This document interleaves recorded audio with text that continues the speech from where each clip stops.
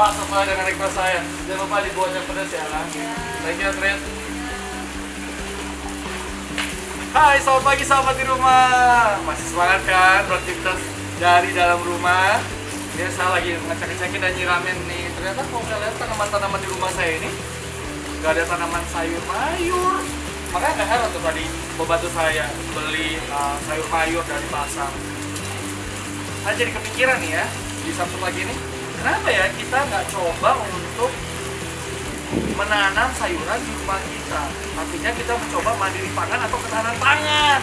Nah, Sabtu ini gimana kalau saya ajak sahabat di rumah untuk ngobrol sama sahabat-sahabat saya yang aktif berkebun sekaligus juga bercocok tanam dari rumah mereka.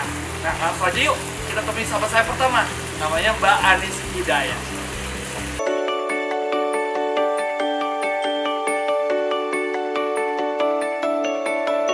Ketahanan pangan bisa dimulai dari rumah sendiri. Setidaknya itulah pembuktian dari Anis Hidayah. Perempuan kelahiran Bojonegoro, Jawa Timur 7 November 1976 ini memanfaatkan pekarangan dan rooftop rumahnya untuk bercocok tanam organik. Beragam sayuran bisa ia peroleh dari hasil tanam sendiri. Tak ingin menikmati hasil panen ragam sayuran sendirian, Anis lantas berbagi ilmu kepada warga sekitarnya di kawasan Studio Alam Depok. Bahkan meski belajar bercocok tanam secara otodidak, Anis tak sungkan mengedukasi warga untuk mandiri pangan dan terbebas dari pestisida. Hingga akhirnya pada Maret 2020, warga dari 48 rumah membentuk komunitas bercocok tanam organik.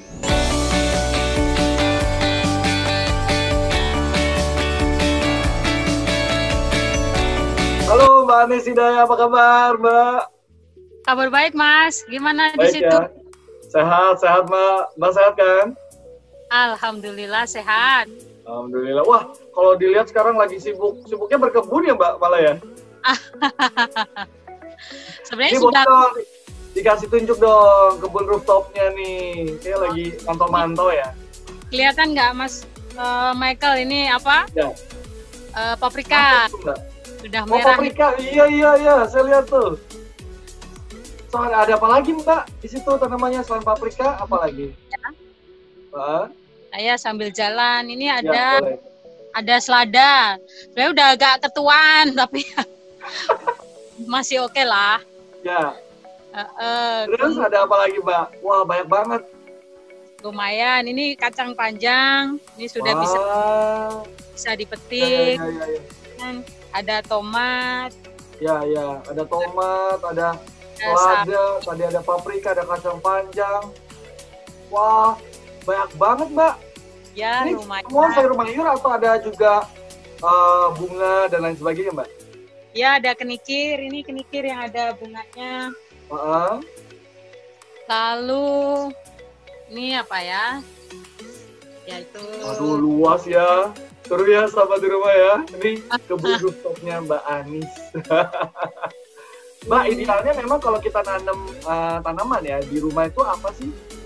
Sebenarnya bertanam di rumah itu ya sama kayak kita biasanya menanam bunga gitu ya. Yeah.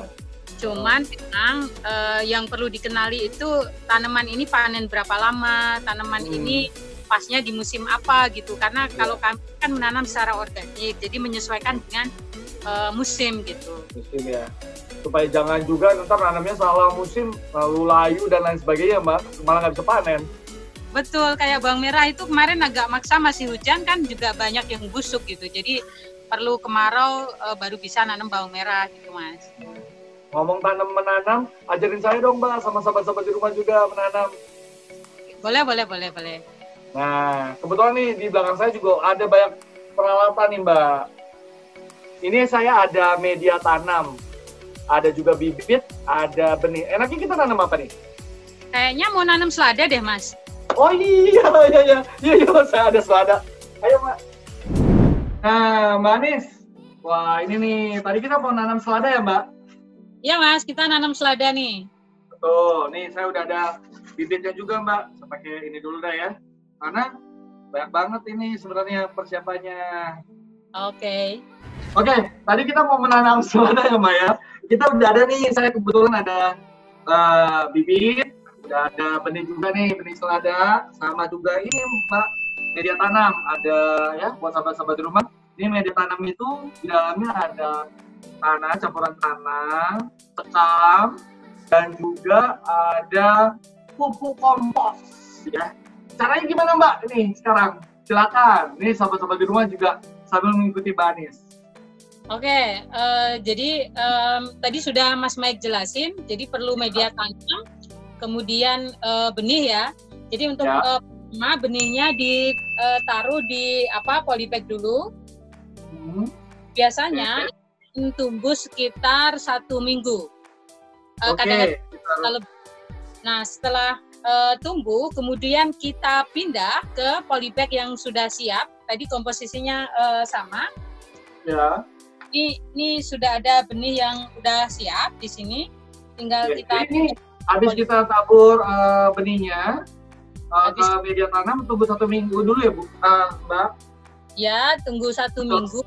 Harus di tempat yang teduh, Mas. Ya, perlu disiram setiap hari. Jadi untuk menjaga kelembapan tanahnya biar dia tumbuh. Kalau enggak maka dia kemungkinannya kecil gitu. Jadi harus disiram setiap hari. Oke, secukupnya ya? Ya, secukupnya. Nah, kebetulan saya juga ada bibit nih, udah tumbuh nih, kurang lebih seperti ini ya kalau udah 1 minggu ya? Iya Mas, ya betul, segitu 1 minggu. Ya. Apa yang kita mesti lakukan Mbak Anis? Lalu dipindah ke polybag Mas. Oke. Jadi dicabut pelan-pelan. Oke. Kalau bisa sama tanahnya diikutkan sedikit. Ya. Jadi cabutnya ini dicabut pelan-pelan. Diikutin sedikit, lalu kemudian dipindah ke polybag. Oke, polybag. Oke. Nah, sampai seminggu dia juga perlu ditaruh di tempat yang teduh dulu, Mas. Oke, ditaruh di tempat yang teduh. Oke, ini sih udah teduh sih. Ya. Oke. Sebaiknya sih nyemai itu sore hari gitu. Jadi setelah disemai dia kena malam, nggak langsung kena matahari. Biasanya tandanya kalau besok paginya dia berdiri, maka insya Allah itu hidup. Tapi jika paginya ditemui layu, maka perlu diganti benih yang baru gitu. Iya. Kayaknya saya harus menggunakan pakai tangan saja ya kayaknya ya. Jadi seperti ini ya. Iya betul. Pelan-pelan ya, mesti nggak mudah ya. Terlihat ya. Jangan sampai putus. Jangan sampai putus.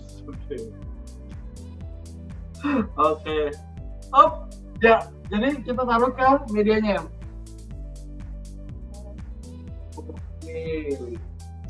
Lalu di tempat yang teduh sekitar 1 minggu sampai dia siap untuk kena sinar matahari langsung. Iya. Jangan lupa untuk disirami juga kali ya. Iya betul, pasti. Setiap hari harus disiram. Oke. Secukupnya.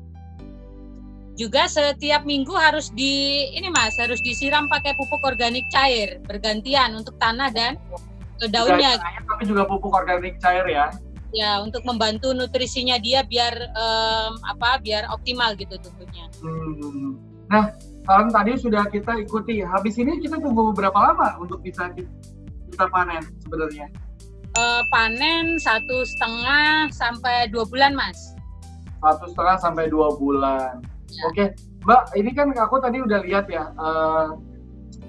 cara kita menanam. Nah, kalau kita lihat panen dari Mbak Anis, yang mana nih? Kita lihat dong yang siap panen yang mana, Mbak?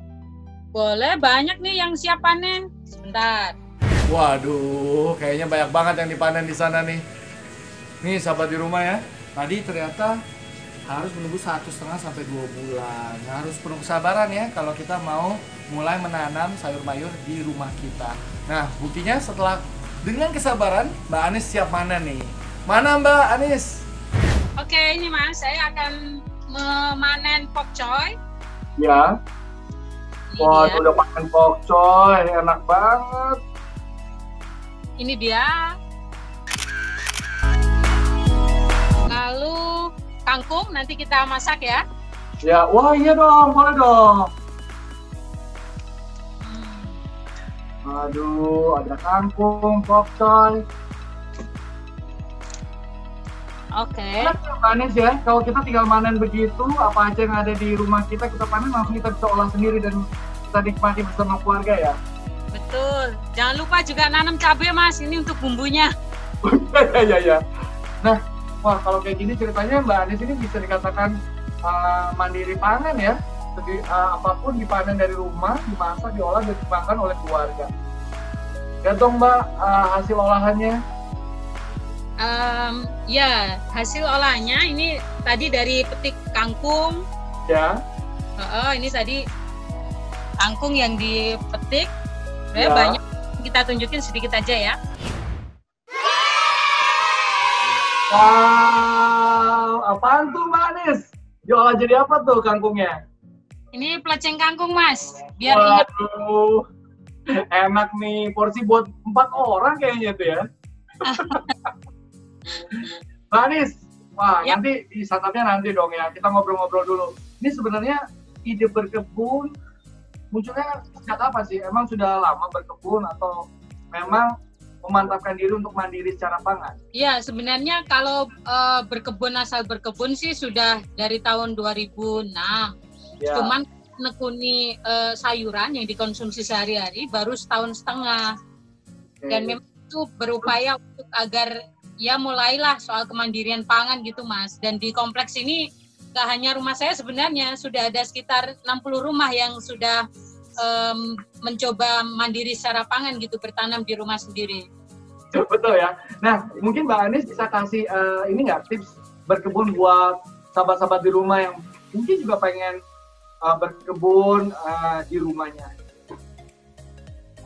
Ya, sebenarnya banyak orang yang pengen berkebun tetapi waktunya terbatas gitu. Jadi sebenarnya berkebun itu nggak butuh waktu yang banyak banget gitu. Seperti saya sebelum corona kemarin kan juga sudah berkebun dan meskipun sibuk masih tetap bisa berkebun gitu. Sebelum ke kantor berkebun dulu setengah jam, pulang kantor meskipun malam juga masih bisa berkebun gitu. Meskipun sejak WFH kemarin beruntung banget gitu, sewaktu-waktu bisa terus-terusan berkebun gitu. Jadi pertama memang soal bagaimana menyempatkan berkebun, karena sesungguhnya itu stok hormon bahagia kita luar biasa gitu dengan berkebun.